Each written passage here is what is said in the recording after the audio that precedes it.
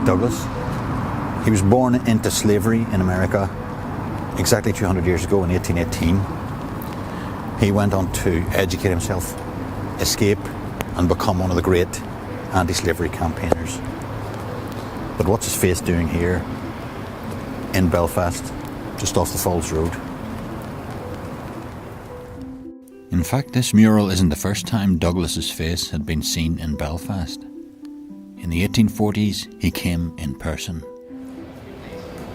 Douglas came to Belfast in December 1845 and gave a series of talks in various Presbyterian churches around the town, including some in a Presbyterian church in Rosemary Street. In his talks, Douglas condemned slavery, but he also took on the argument that some putative racial inferiority of Africans was some kind of excuse for the enslavement of African Americans and Africans in general. It was nonsense, and Douglas was the living proof. But this wasn't the only time, or indeed the first time, that the issue of slavery had been debated about these streets. Walk along Rosemary Street from the church towards North Street, and a four-square, solid, but now abandoned building comes into view.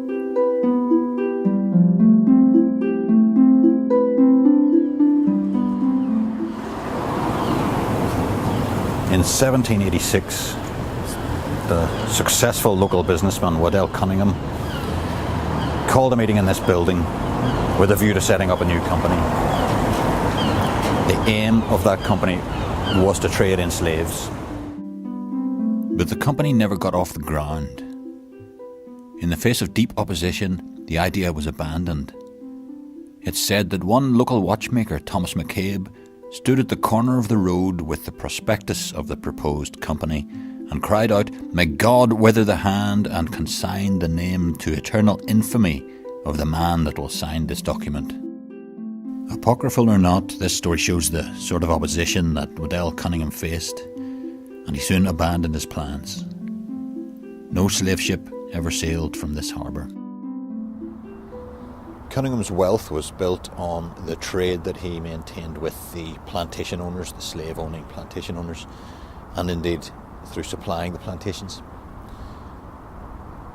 So though he wasn't able to get his slave trading company off the ground, his wealth was still tied up with that whole systematic enslavement of Africans and the economy that helped to build. The thing is, it was concealed by the sheer physical distance between Belfast here and the Caribbean plantations. But of course, there's more than just physical distance that one can put between oneself and others.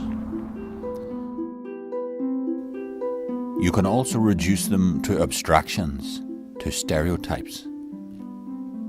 Slavery is indeed gone, said Frederick Douglass some 16 years after the Civil War, but its shadow still lingers. It would linger in the form of the racist Jim Crow system for at least 100 years after the Civil War. Even the great surge of activism we call the Civil Rights Movement, though it gained equality in law for African Americans, did not end racial discrimination.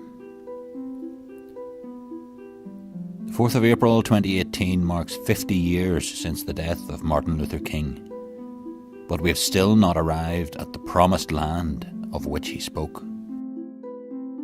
But in a sense, King's promised land will always be just that, a promise. We will never be able to sit back and say, we've achieved perfect justice, complete democracy, because such a system, in which my appetite does not mean your destruction, is not static like a rock or a table. It's something we are either continually moving toward or away from. One more anniversary.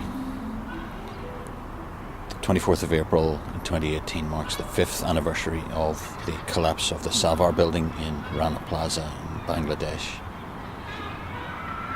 Workers were told to go back into an unsafe building, which crashed down on them, killing over 1,100.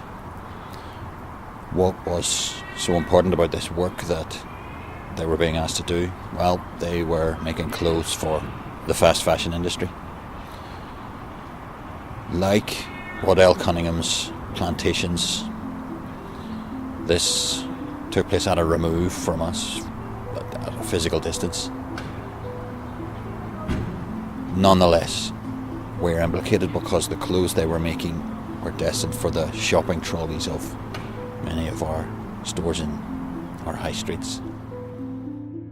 There could be no better or more appropriate way to mark the 200th anniversary of the birth of Frederick Douglass and the 50th anniversary of the death of Martin Luther King than to mark the 5th anniversary of the collapse of the Rana Plaza building.